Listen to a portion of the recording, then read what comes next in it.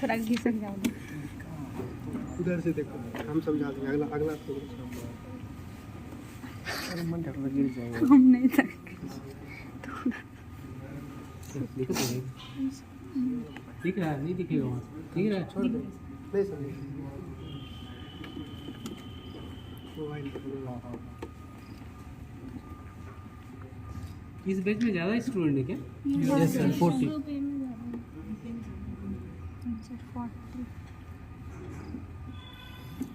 तो ये स्पॉटिंग में समझो एक बार रहेगा 100%, ये हमेशा रखते हैं हम लोग। तो सिंपली अगर ऐसे रख दिया गया है तो आपको लिखना है कि मेनिंजेस है, ठीक है, मेनिंजेस। और अगर लेकिन ऐसा रहेगा नहीं, सिर्फ मेनिंजेस नहीं लिखना है आपको, आपको फ्लैग लगा हुआ रहेगा। तो दो जगह फ्लैग मारते हैं हम लोग। तो फ्लैग जनरली हम लोग मारते हैं फॉक्स सेरेब्राई पे या टेंटोरम सेरेब्राई पे, ठीक है। इसमें बड़ा में देखो,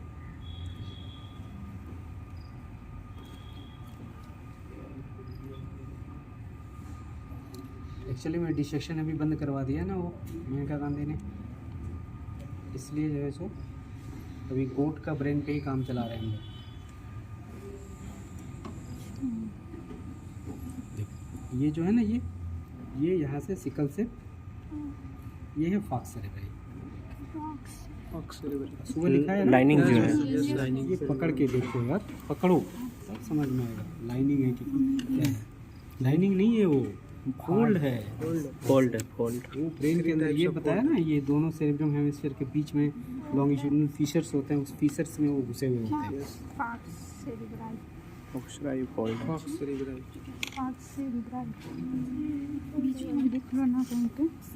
ठीक है, तो ये यहाँ से लेकर के यहाँ तक को क्या बोलेंगे हम लोग, फॉक्स सेरेब्राई। अब इस फॉक्स सेरेब्राई का जो आगे वाला पोर्शन है ना, ये वाला पोर्शन, ये इसके साथ रहता है, इसका रिलेशन पिस्टा गलाई। पूरा बताना पड़ेगा क्या फिर से? जी हाँ।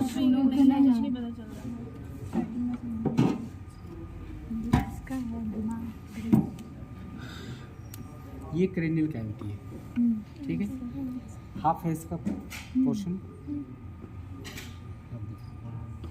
आपको मैंने बताया था ना सुबह में, ड्यूरामेटर का 2 लेयर्स होते हैं। तो बताया कि बाहर वाला जो लेयर है वो पेरियोस्टियल लेयर है, ठीक। अब जो लेयर इसके साथ अटैच है, इस बोन्स के साथ, पेरियोस्टियल लेयर, और जो नीचे एरेक्नॉइड लेयर से है वो मेनिंजियल लेयर, ठीक है।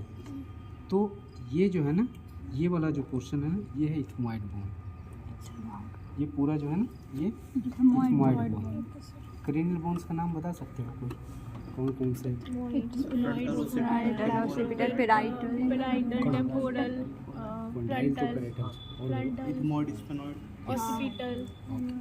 चलो मैं बोल दिया बहुत। तो वो सारे में से फ्रंटल सबसे बड़ा बोन होता है, ये आगे वाला पोर्शन फ्रंटल है। ये फ्रंटल बोन है, हमारा कंसर्न नहीं यहाँ से। ये इथमॉइड बोन, ठीक है। इधर पूरा नेजल कैविटी है, ठीक। तो इथमॉइड बोन्स का ये पार्ट है, ये जहाँ मैं उंगली रखा हूँ, ये है क्रिब्रिफॉर्म प्लेट। स्पेलिंग से पढ़ाएंगे यार इंग्लिश पे। CRI क्रिब्री, CRIBRIFORM, yes. Cribriform plate. ये Shiv like partition between the cranial cavity and nasal cavity. लगाओ इधर, मोबाइल दो ना, लाइट जलाओ ना। फोटो खींच रहे हो क्या? वीडियो यहाँ लाइट देखो, वैसे पता, एक बार देख लोगे तो समझ में आ जाएगा, तो वीडियो बनाना बाद में, वैसे नहीं पता चलेगा रे बाबू। यहाँ देखो परफोरेशंस दिख रहा है कि नहीं? यस सर, ऐसे दिख रहा है? जी हाँ, दिख रहा। देखो लाइट जलाओ, बिना लाइट का नहीं दिखाई देगा। यहाँ पे स्टोरेज है ना, मोबाइल दो, तो एक नंबर देखो दिखा? देखा, अरे ये वहीं पे झुका हुआ है। ऑपरेशन है। ठीक है।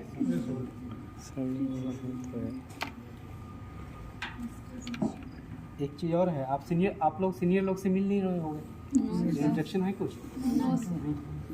इंट्रो ही दे रहे इतना दिन से, इतने दिन से इंट्रो ही दे रहे हैं हम लोग तो। मतलब कहाँ सीनियर को दे रहे हो कि टीचर को दे रहे हो? सीनियर को। चल रहा है इंट्रो क्या?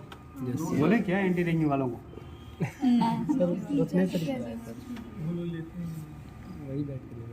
सीनियर से थोड़ा इंटरेक्शन हो तो बहुत फ़ायदा मिलता है, ठीक है। वो आपके बारे, वो मेरे बारे में सब चीज़ आपको बता देंगे। मैं जो पूछ रहा हूँ, जो बोल रहा हूँ, वो आएगा क्वेश्चन, वो मैं तो नहीं बताऊँगा, वो बताएगा, ठीक है। मैं जो बोल रहा हूँ ना, a sieve like partition between the cranial cavity and nasal cavity called dash, क्या बोलो उसको? फिल इन द ब्लैंक्स में आता है, आएगा भी, ठीक है। तो ये क्रिब्रिफॉर्म प्लेट है। अब देखो, अब देखो इसका ये आधा पार्ट है ना, तो ये दूसरा पार्ट भी होगा। अब दोनों पार्ट के जो बीच में एक ऐसा परपेंडिकुलर जैसा हो रहता है, एक ऐसा प्लेट, ये क्रिब्रिफॉर्म प्लेट, और इधर का जो क्रिब्रिफॉर्म प्लेट है उसके बीच में ये है, ये परपेंडिकुलर टाइप का एक स्ट्रक्चर प्लेट के जैसा ऐसा है, उसको बोलेंगे क्रिस्टागेलाइट। उसको क्या बोलेंगे? क्रिस्टागेलाइट। तो ये जो पोर्शंस है आगे वाला, interior most part of the falx cerebri is related with the crista galli of the ethmoid bone. ऐसा रहेगा ना ये, ठीक है। सर क्रिस्टागेलाई और सिल्वीफॉर्म प्लेट दोनों किस जगह पे रखते हैं? नहीं समझा तुम?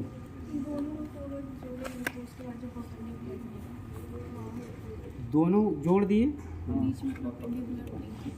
दोनों जुट गया, इसी बीच से एक ऐसा निकल गया है प्लेट के जैसा, समझ रहे हो बात? नहीं समझे? एक आदमी इधर मेरे हाथ के बीच में लगा, ऐसे खड़ा, ऐसे ऐसे, अब समझ में आया? इधर वाला क्रिब्रिफॉर्म प्लेट, इधर वाला क्रिब्रिफॉर्म प्लेट, ये क्रिस्टागेलाई। बात आई समझ में? क्रिस्टागेलाई, ठीक है। तो अभी सुबह बता रहे थे ना आपको, वो नर्व आता है ओल्फैक्टरी, इधर से ही पास करता है वो क्रिब्रिफॉर्म प्लेट से, ये पता है ना, बहुत सारे परफोरेशंस होते हैं, इसी परफोरेशन से वो स्फिनोइड बोन नहीं, इथमोइड बोन, स्फिनोइड बोन इधर है, ये है स्फिनोइड बोन, सेला टर्सिका। क्या है सेला टर्सिका? पिट्यूटरी ग्लैंड जहाँ रहता है। अभी अंदर मत जाओ, ये है ना, ये गड्ढा दिख रहा है, ये इसको पिट्यूटरी कोश है, सेला टर्सिका, व्हाटएवर जो भी कहो, इधर ही रहता है। आपको बताया ना कि ब्रेन में ऐसे इस नीचे साइड में रहेगा पिट्यूटरी ग्लैंड, यहीं पे रहता है, ठीक है।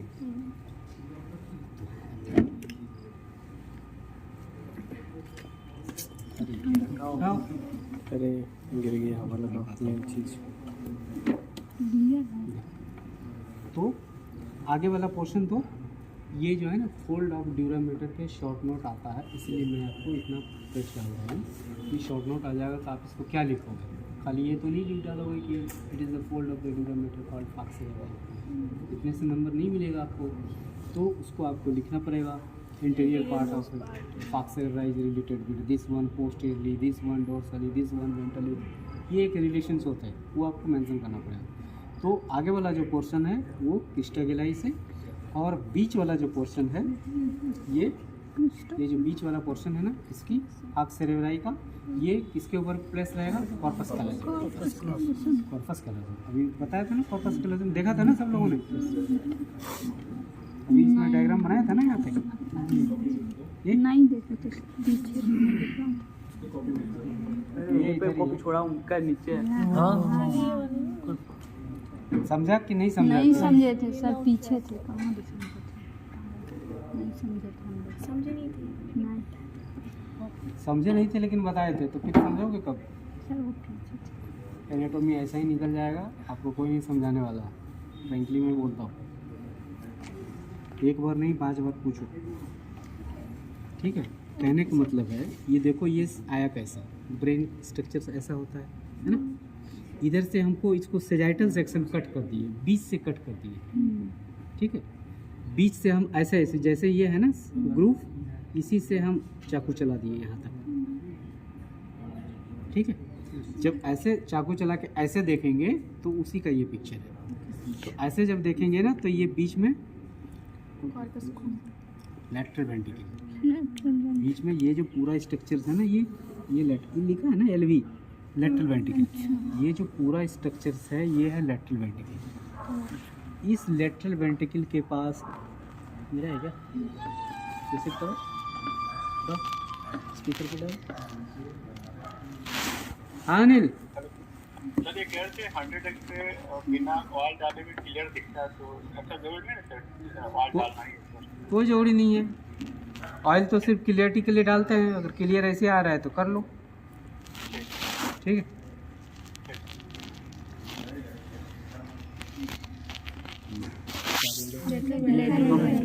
इस लेटरल वेंट्रिकल के पास यहाँ पे जो है ना थर्ड वेंट्रिकल होता है, ऐसे इस टाइप से थर्ड वेंट्रिकल होता है, ठीक है। फिर यहाँ से इस लेटरल वेंट्रिकल से ऐसे एस शेप के जैसा ऐसे आता है। फिर यहाँ पे होता है ये फोर्थ वेंट्रिकल है। ये जो है फोर्थ वेंट्रिकल को इससे जो कनेक्टिविटी करता है ना, ये है एक्वाडक्ट ऑफ सिल्वियस। नाम नहीं सुना?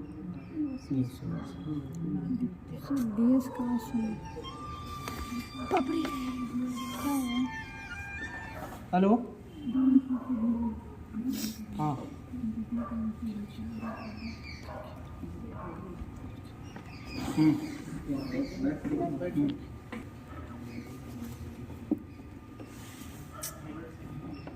सिल्वियस।